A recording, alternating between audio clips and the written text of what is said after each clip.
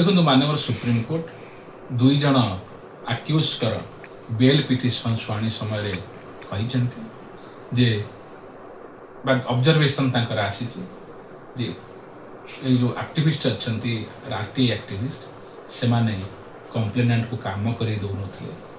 एवं जड़े छुरी धरी जहाँ पुलिस एफआईआर होती छुरी धरिक अटैक कर पब्लिक सर्वेंट को काम कर एवं इटा कोट ना कोठे क्राइम बा ऑफेंस सूचौछि। सब बड़ कथा हूँ मानव सुप्रीम कोर्ट एक जे आ द्वारा पब्लिक सर्वेंट सठिक भाव दायित्व निर्वाह कर आरटीआई एक्टिविस्ट हिसाब से जदि पब्लिक सर्वेंट को काम कर न दि जाए कि भाव में काम हम आ गए बड़ कथा हूँ सेंट्रल गवर्नमेंट प्रोजेक्ट रे पाखापाखि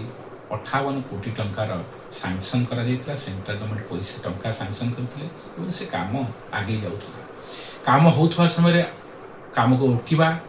बा कंप्लेनेंट जी अच्छा ऑफिसर्स मान काम करे नदबा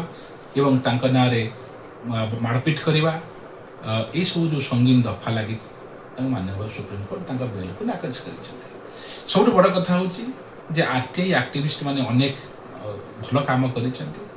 समस्ते देखीचे आरटीआई एक्ट जो अनेक लोक बेनिफिट होती अनेक तथ्य पदा को आसी अनेक तथ्य आसवा द्वारा मानव कोर्ट रे ताकू दिया जाई पारी एवं जो ऑफिसर माने सठिक भाव में काम करना एगेंस्ट एक्शन एवं ये आरटीआई एक्ट जो अनेक व्यक्तिविशेष बा पब्लिक सुविधा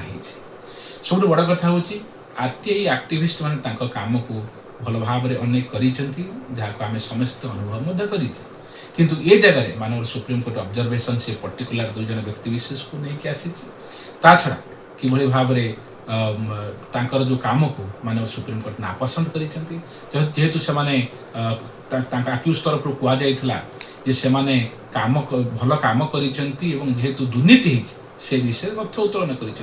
मानव सुप्रीम कोर्ट कोर्ट ना कोर्ट कहते काम पर ही जना पड़ी था मैंने आरटीआई तथ्य मागिक मानव कोर्ट को जाई पारि थांते से कथा न करी से जगह को जाई ऑब्स्ट्रक्शन करने काम कोर्ट ना कोर्ट सूचौची जे भांडालिज्म तो कथा आसूची जे एभलिया काम को मध्य केबे केही प्रश्रय देवा उचित नहीं कौन एक्टिविस्ट करिया उचित नहीं से माने तथ्य आनी कोर्ट रे प्रोड्यूस करिवे बा तांकर आईन अनुसार जहाँ व्यवस्था थी से क्षेत्र में आगे गले भावुँ भविष्य में लोक मान जो काम करने एक्टिविस्ट मैंने चाहते आहरी भल भाव में